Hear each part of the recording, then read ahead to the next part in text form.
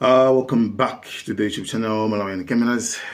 Akulu mwadzuka bwanji konse kumene muli iyayi ife kuno ndithu tadzuka kungodzukira ndithu mabomba.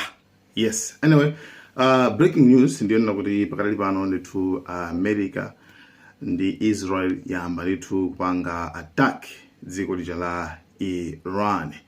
So ma details ambiri tipasanabe chifukwa pakadali pano pa even sitinapanga check kuti sipana pezeke limit ya ma numbers amalo tena kuti chiwerengero cha malo amene papezeka ma explosions kophulika kuti ndi malo angati komano pali several places malo angapo ndithu pa pezeka kuti paphulika.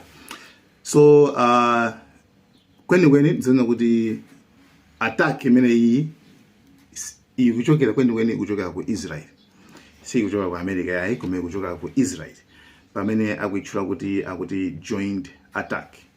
Imene iyi sikuti Israel kuti angopanga yokha yayi komano iyi ndiyo kuti ndi pakati pa Iran, pakati pa America komanso Israel ndi imene yakonza kuti tiyeni ndithu tipange attack.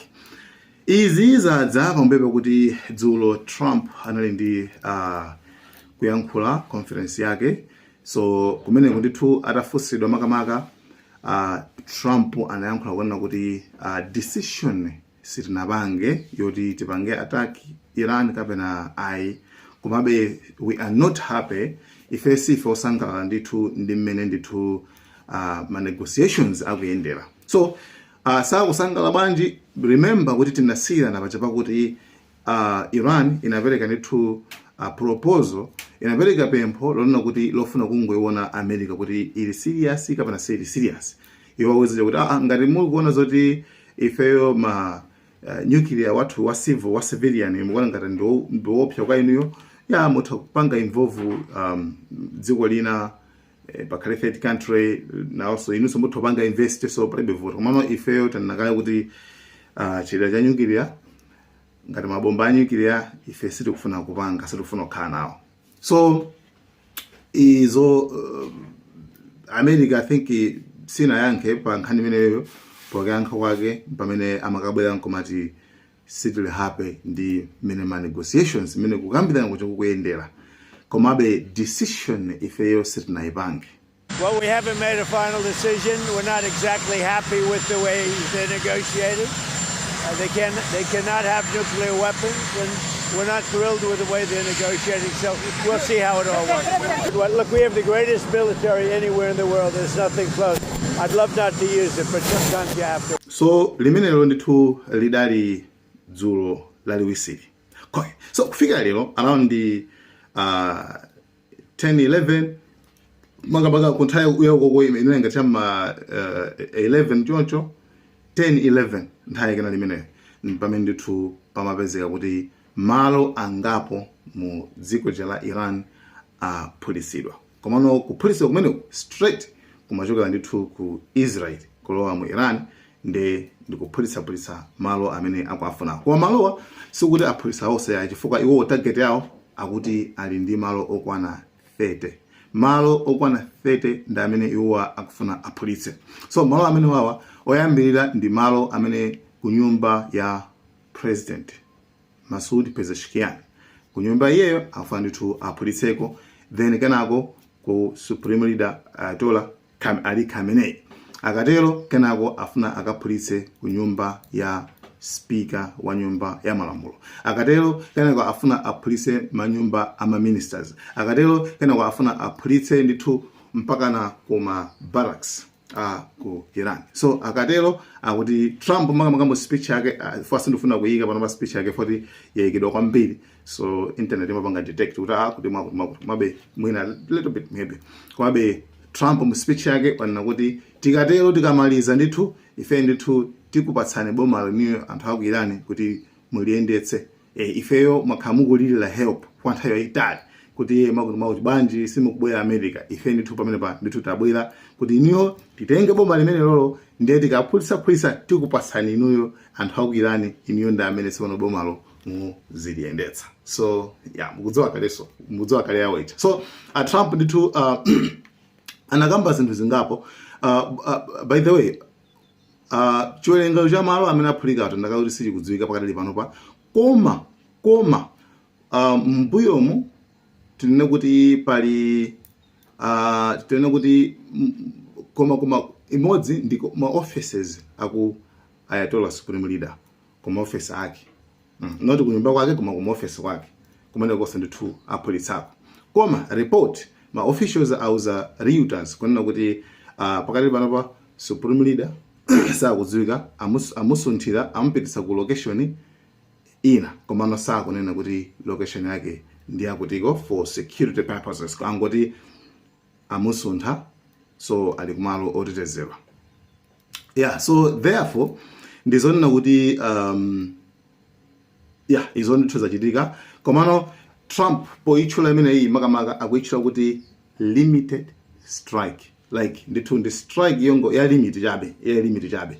So paja apanga strike ya limit ndi afuna aone kuti chinga chitika chani. So koma Iran yanena kuti okay, it's fine, osadandaula ife ndithu machizoloweze paja ife kwathu kumakhala kubwezera, ife sitikhala kupeka chiopsezo kwa ena ayayi mmene wanena Trump kuti iyayi dziko limenelo lupeka chiopsezo kwa asilikali athu. Like America ili kuti, Iran ili kuti.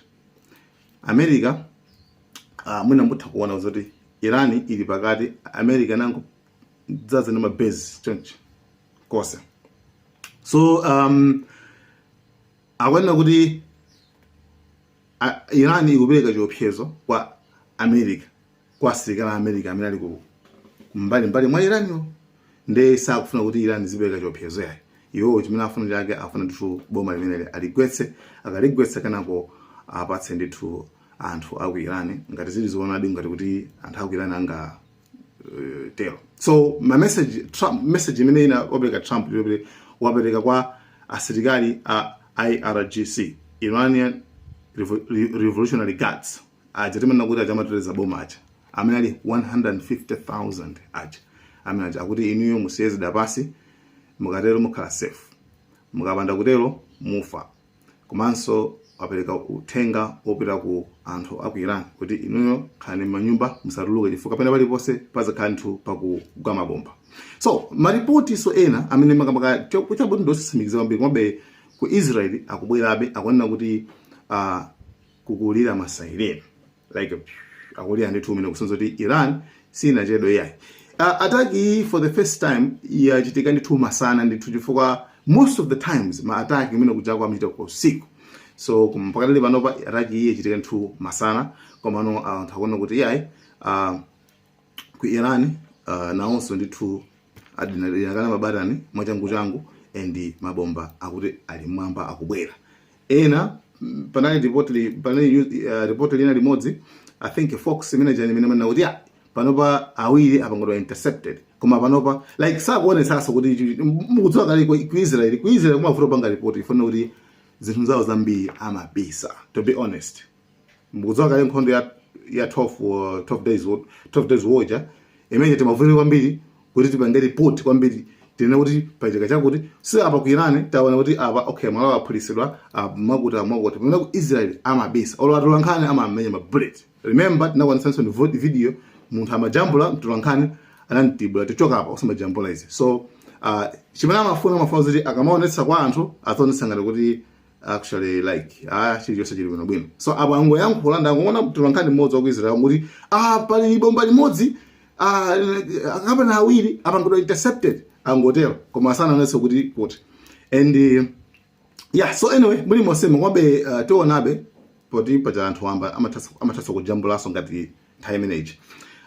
Sounded in Tel Aviv and across central Israel as an Iranian ballistic missile attack was detected, the second barrage of the day. Residents who heard the alerts were instructed to immediately enter safe rooms and protected areas. Especially ku Tel Aviv.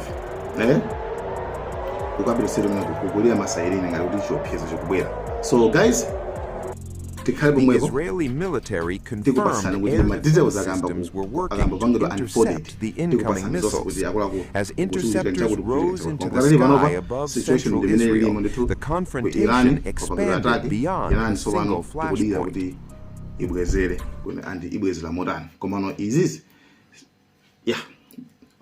Pakati pa America ndi Israel yabanga attack ndi Israel koma akuitcha kuti joint attack kuti ndosa amene utaka tabanga tose. So guys, thank you so much. Malawi Cameras. Stop shaking.